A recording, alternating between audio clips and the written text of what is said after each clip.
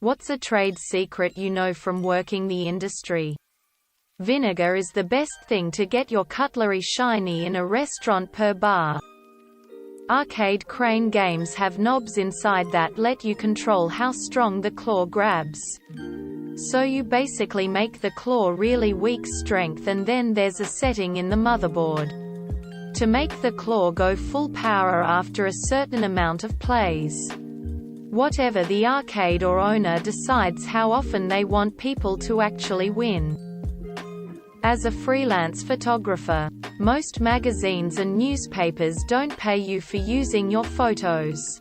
They offer you photo credit only. If you ask to be paid, they just get a similar photo from someone else. A certain 48 inches interstate natural gas pipeline valve is being kept open by a strategically placed piece of 2x4 lumber. If the valve was closed, millions of people would be without nat gas fairly quickly. When you shop at Walmart, do you sometimes hear the announcement saying security cameras to zone 6? Or another number? They play them randomly in the hopes that someone who might be stealing will get paranoid thinking they're being watched, and will decide not to shoplift.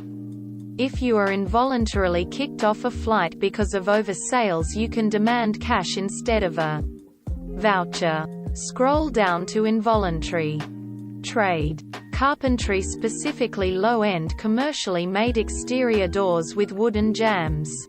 What is used on most new construction? The door itself may be fiberglass or metal, but the door jamb is made of short pieces of soft moisture-absorbing wood. If you own a house in a wet, humid environment and have an exterior door that is unprotected from the elements, meaning that it isn't located under a roof of some sort, or gets wet every time it rains, the lower part of the door jamb is probably in some stage of rotting away. Perhaps the aluminium threshold has already detached and now there's a huge fucking gap under the door. Do not expect a carpenter to repair just the part of the door jamb that is rotting and reattach the threshold like a fucking magician.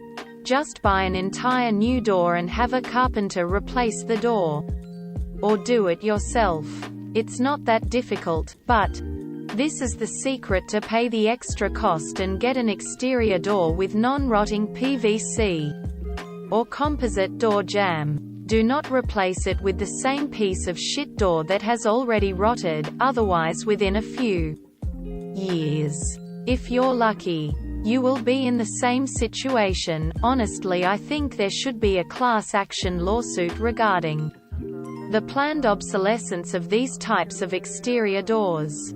Our landfills are full of them. Our wallets are emptier because of them. Things may have changed in the past few years, but generally speaking, plastic is hardly ever recycled anymore.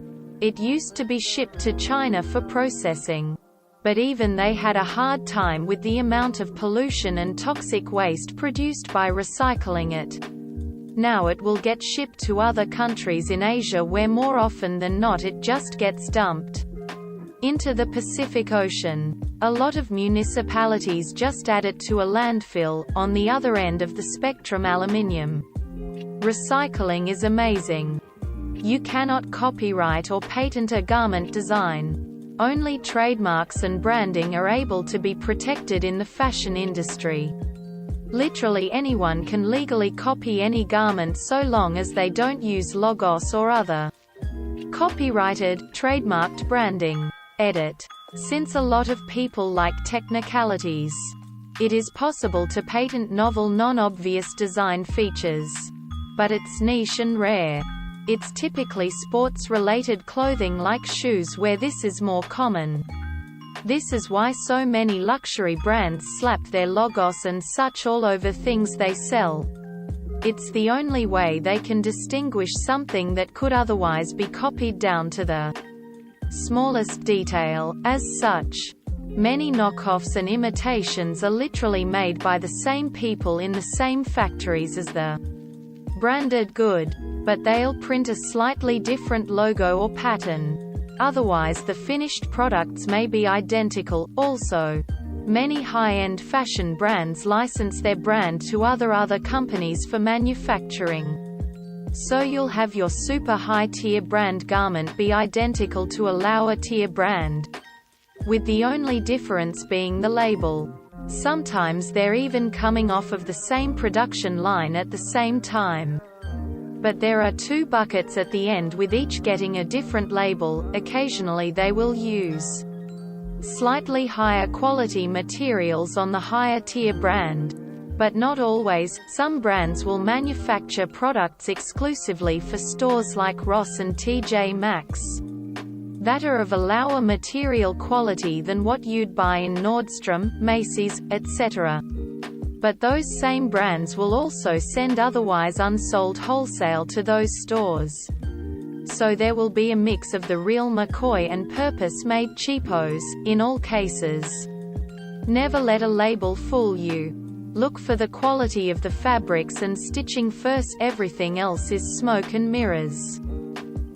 I doubt this will be too interesting to most, but if you buy 100 tons of straight rebar, you're actually only getting like 95 tons of steel.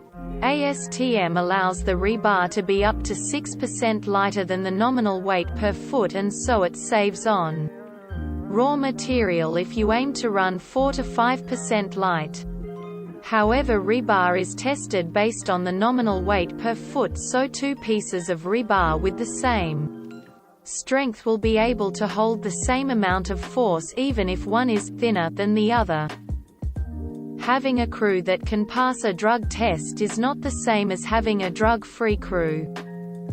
If you ship through FedEx Express, if you're sending many packages, envelopes to a single stop, ship one priority overnight and the rest standard. They'll be delivered together with the priority package. On any piece of machinery, if the welds you see look like shit, the welds you don't see are even worse. If a medical professional ever suggests you get a second opinion, e.g. a nurse at the doctor's office, it can be code for they are concerned about the quality of the medical care you are currently receiving, and that you really should get that second opinion. As an HVAC mechanical engineer, if you tell us you don't care about a brand, it'll open up an entire industry of options. Almost all packaged equipment has the same efficiency and warranty. But some brands just cost way more than others because of whatever internal proprietary controls they have, or inflated egos or whatnot. I can design you a system for 30 to 50% less sometimes if you give me the flexibility to do so. I can also show you a comparison to prove to you that two systems of different costs will operate equally. I should add that a good, ethical engineer, engineering sales, should also keep in mind maintenance, dimensions, fitment, and overall longevity of the unit. And they should have in-depth discussions with their customers. Lowest equipment cost does not always equal longest lifespan. I'm just talking about operational comparisons. Worked in high-end golf clubs for years. Almost all politicians register their handicap scores under a false name. The USGA handicap records are technically public information, and people would be pretty pissed if they knew how much time these guys actually spend playing golf. In the United States, movie theaters spend more money on the bags for popcorn than the popcorn itself. Attorneys can really only remember the details of about 20 to 40 cases at a time. So if you call your attorney after about a month or two, depending on the firm and how busy they are, they likely completely forgot what happened to you, and are working off a set of notes to pretend they have any clue who you are. Especially if you've really only interacted with them via phone other than one time in person for an intake or whatever. All emergency rooms are not equal emergency rooms in my hospital. We don't have any sort of pediatrics or any of that. Whenever a kid comes in, or worse a baby, the nurses and doctors are all in a panic. Not because they're incompetent but because that's not what our hospital does regularly. Sure, we will stabilize to the best of our ability and we will immediately call the local children's hospital. But if you have a child, for example, in distress, and you have multiple hospitals nearby, try being aware beforehand which one is the best for yours or your child's needs. You don't want to rush into an ER where there isn't someone who can confidently and effectively treat you. Calls are not being answered in the order received. That the reason why celebrities always look good in whatever they wear is that the clothing is tailored to their exact measurements. Shoppers will buy the size closest to, take it to someone to alter, and then deliver it. Yes, even the t-shirts. We actually did find and file that bug in your favorite video game. Our leadership just decided it was okay to ship with it. Too many years in an industrial bakery. If the plastic clip holding a bread bag closed is upside down compared to the others, it's been manually attached by hand and the contents may have been tampered with. If you unclip, open a bag of factory-produced bread while holding it hanging from your hand, and the bag spins open, the same thing as above applies. I.e., someone has spun the bag before manually attaching the clip. The machines don't spin the bags. If you buy sliced bread and there's a rather sudden shift in color between, say, the first 10 and last 20 slices, they're different loaves patched together by hand in the same bag. Same thing is true if there's a slight shift in size, diameter. Slices should naturally line up perfectly with their neighboring slices if they're the same loaf. Movie industry. Unless you are absolutely breathtaking in your audition, which does happen, don't get me wrong. There is a list of 30 people each studio prioritizes to be in their major films. When you play match 3 games, like Candy Crush Saga, after beating a few levels the game will make it impossible for you to continue. You will be getting impossible odds. If you put your device aside and return after several hours or a day later, you will find the previously impossible level to be easy AF. It is a mechanism to prevent people from burning through hundreds of levels in one go.